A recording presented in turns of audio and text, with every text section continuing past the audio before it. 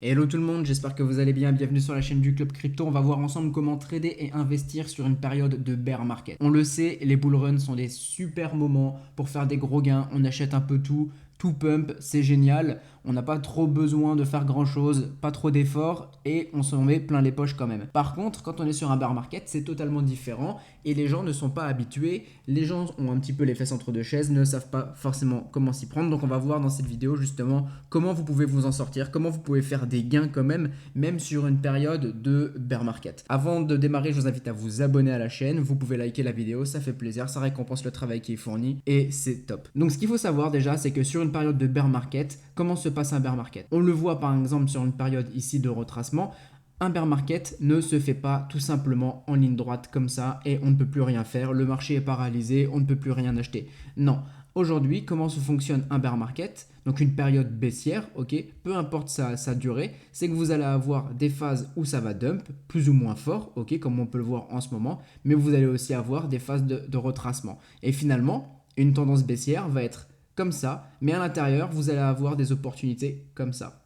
D'accord? Et le but, ça va être de pouvoir choper ces endroits-là, vendre ici, choper ces endroits-là, vendre ici, etc. Donc finalement, pas être sur de l'investissement, être par exemple plus sur du swing ou du day trading, etc. pour ceux qui le souhaitent. Donc ça, c'est la première chose à savoir, c'est que oui, vous allez avoir des périodes où ça va vraiment descendre fort, mais que vous aurez aussi des périodes qui pourront durer un certain temps. Ça pourra durer par exemple plusieurs jours ou des fois peut-être plusieurs semaines où vous aurez des phases où il y aura du vert et vous pourrez quand même faire quelques trades. Donc ça, c'est la première chose à savoir. C'est pas un bear market égale on ne peut plus rien faire, c'est on a quand même des opportunités. Maintenant, évidemment, si vous avez pris des gros gains, par exemple, sur des phases haussières sur le bull run, évidemment, vous pouvez très bien vous reposer sur le bear market, aller faire autre chose, etc. J'en viens du coup au deuxième point. Les bear markets, c'est aussi un moment où vous pouvez travailler sur vous-même, capitaliser sur vos erreurs, capitaliser sur vos setups de trading, comment vous faites votre analyse, si vous faites de l'analyse technique ou si vous vous intéressez à la fonda, à tous les projets,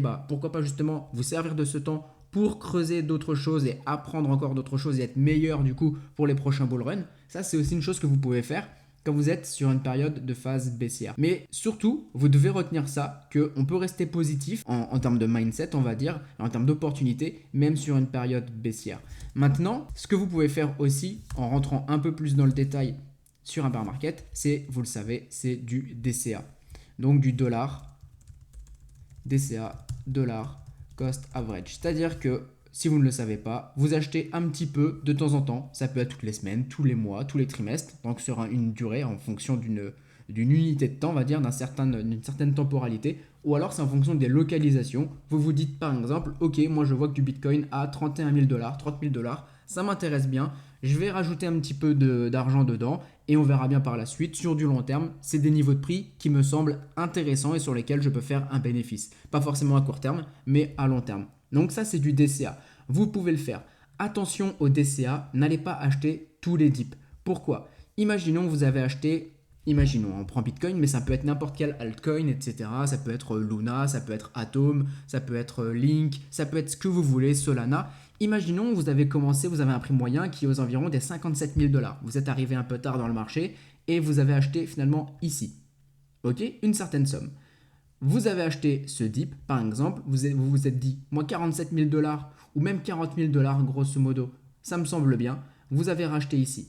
Votre prix moyen d'achat, il est peut-être ici, en fonction des sommes que vous avez mises. Donc il est quand même encore assez haut.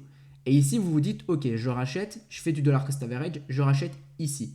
Ça marche. Mais votre prix d'achat moyen, plutôt qu'il soit là, il va peut-être être du coup ici. Ça marche? Et ça, il faut le retenir parce que plus vous mettez du cash, plus ça va être compliqué en dessous de descendre votre prix moyen d'achat. Pardon.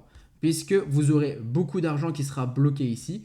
Et évidemment, pour vraiment mettre un bon coup sur votre prix d'achat moyen, un bon coup à la baisse, il faudra réinvestir beaucoup plus bas aussi pour que vraiment ça tire vers le bas. Donc attention, ça peut immobiliser beaucoup de capital. Quand on n'a pas beaucoup de capital, le DCA n'est pas forcément la meilleure solution ou alors vraiment avec des micro-mises. Ça marche, donc attention au DCA. Je voulais vraiment vous prévenir par rapport à tout ça. Et autre chose que je voulais vous dire aussi, c'est qu'on a encore des potentielles opportunités d'achat plus bas. C'est-à-dire que ici, alors je suis pas là pour faire un call, je vous dis pas où est-ce qu'on va aller, etc. Mais il faut juste être prêt à tous les scénarios. Vous devez, vous, en fonction de votre analyse, vous dire, ok, mon scénario A, imaginons un scénario A, un scénario haussier, ça va être ça. Donc comment je vais faire qu'est-ce que je vais faire si on repump? Est-ce que je vais prendre des opportunités de trade? Est-ce que je vais prendre des profits parce que j'ai besoin de prendre des profits, d'avoir du cash au cas où pour protéger mon capital? Ça peut être une solution en cas de scénario A, mais vous devez aussi avoir un scénario B qui par exemple va être baissier. Je sais ce que je fais en scénario A, mais qu'est-ce que je vais faire en scénario B? Dans les deux cas, vous devez être prêt et ne pas être sur la réaction, vous devez être vraiment sur l'anticipation, comme ça au moment où ça arrive, vous savez quoi faire, votre plan il est défini et vous ne vous faites pas avoir par des émotions, des choses comme ça. Et ici, si on vient par exemple briser vraiment ces zones des 28K, grosso modo, on a quand même une zone de travail, on n'a pas beaucoup travaillé ici en termes de volume, vous le voyez. Si on met d'ailleurs le volume profile qui est juste ici, hop, on le voit, si on prend, on a un gros creux ici. Ok? Juste ici dans le volume profile. Donc on a peu de volume qui a été changé. Donc si on vient break ici, ça serait une super opportunité par exemple entre les 20K en compte large et ici pour de l'achat. Donc si vous avez déjà mis beaucoup de cash en DCA ici et vous n'avez plus assez de cash, peut-être que vous ne pourrez pas forcément investir sérieusement, bien sévèrement ici. Et peut-être que vous n'aurez pas du coup assez de cash pour faire la même chose sur les altcoins qui pourront saigner encore plus. Je prends l'exemple d'un Solana. Actuellement, on est clairement sur des bons prix. On a eu là actuellement sur la période du 9-10 mai des très bons prix. On a eu vraiment un gros down sur le marché. Donc il y a de quoi faire. C'est sûr qu'en DCA, on est sur quelque chose de très intéressant. On revient quasiment sur ce wake-off check ici des 58 $, 60 $. On a fait les 60 $ d'ailleurs, il me semble. Voilà, 60 $. Donc très très bon prix. Et si vous aviez un prix d'achat ici, imaginons vers, je sais pas, 150 ou 200 $, ici vous avez remis du cash, c'est parfait. Si on redown encore plus bas, on ne sait pas, peut-être que ça peut se faire. Ça ne veut pas dire dans les prochains jours, ça peut être dans les prochains mois, etc. C'est bien aussi d'avoir du cash. Donc DCA, attention, faites vraiment ça bien. N'allez pas acheter les moindres petits dips. Faites en sorte d'aller chercher des bonnes grosses localisations bien basses ou quand vous faites du DCA, ça vient vraiment average down votre prix d'achat moyen. Maintenant, dernière chose, c'est par rapport à vos stratégies de trading. Si vous étiez plutôt en mode gros swing investissement, ça va être assez compliqué ici, évidemment, de commencer à faire des investissements sur un marché qui peut rester baissier très longtemps. On ne sait pas ce que ça va donner au niveau du contexte macroéconomique. Moi, ce que je vous souhaite, c'est que ça repump, évidemment. Ça serait parfait qu'on ait vraiment un gros rebond et long terme. Mais actuellement, voilà, il faut aussi protéger son capital. Protégez absolument votre capital et ne bloquez pas votre argent dans des coins qui vont peut-être ne rien donner et qui vont peut-être vraiment finir éclatés au sol dans quelques mois et qui ne se relèveront peut-être pas et qui seront remplacés par des nouvelles altcoins, etc. sur un prochain bull run. Donc attention aussi par rapport à ça. Du coup, par rapport à votre stratégie de trading, tout ce qui était investissement, c'est beaucoup plus compliqué. Maintenant, vous pouvez très bien vous servir de ce temps pour mettre en place justement d'autres setups. Pourquoi pas trader avec du swing trading mais sur des unités de temps plutôt courtes. Si vous faisiez du daily par exemple, pourquoi ne pas descendre sur du 4 heures, du 1 heure. Si vous faisiez du 4 heures, du 1 heure mais que vous n'êtes pas trop à l'aise à rester exposé si longtemps, pourquoi ne pas vous mettre sur du day trading? Pourquoi ne pas tester du scalping, des choses comme ça? Donc profitez-en. Si vous avez une appétence pour l'analyse technique, que vous avez un bon feeling avec tout ça, profitez-en sur ces périodes de down pour tester de nouvelles choses. C'est à ces moments-là où vous pouvez le faire. Parce que quand ici, votre capital il est mis sur des gros pumps, vous laissez tourner, vous prenez vos profits et vous ne cherchez pas à essayer de devenir meilleur sur quoi d'autre si votre argent il arrive tout seul en fait, c'est normal. Donc profitez-en ici, essayez le swing trading, essayez le day trading éventuellement, essayez le scalping si ça vous intéresse en fonction du temps que vous avez, etc.